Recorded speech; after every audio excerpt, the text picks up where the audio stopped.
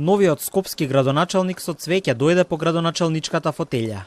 Букет, насмевка и нов почеток. Орце Ѓоргиевски и Данела Арсовска денеска ја остварија протоколарната средба за примопредавање на функцијата.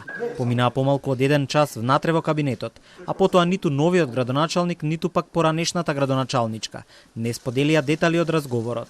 По средбата Арсовска влезе во возилото и си замина. Ѓоргиевски дојде пред камерите да ги најави првите активности. Вечерва е акцијата за генералка на Скопје, но прво нешто што направи новоизбраниот градоначалник е отстранување на рампите пред влезот на градските канцеларии. Ѓоргиевски најавува чистка и во буквална смисла расчистување на околината од отпад, но чистка и во јавните предпријатија. Ќе има ревизија во град Скопје, а потоа ќе се поднесуваат и кривични пријави, тврди Орце Ѓоргиевски.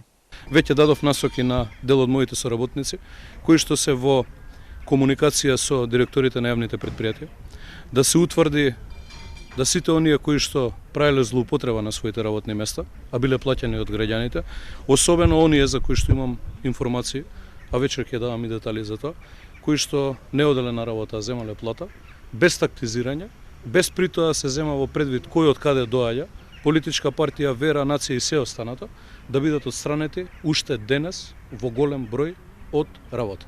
Вечерва почнуваат да течат 72 часа за расчистување на градот. Ѓоргиевски информира дека се обезбедува дополнителната механизација за комунална хигиена.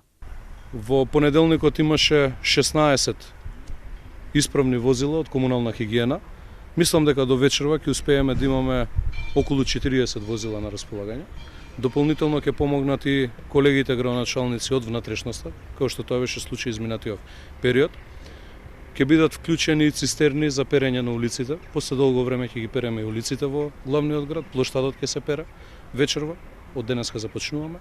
Кејот сериозно ќе се чисти, но и ќе се пере кејот вечерва, така што дел по дел ќе ги ревитализираме и јавните предпријатија, да ги доведеме во нормала.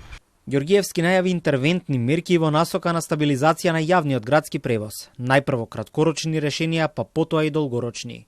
На градските улици се враќаат 60 автобуси со цел да не дојде до прекин на јавниот транспорт.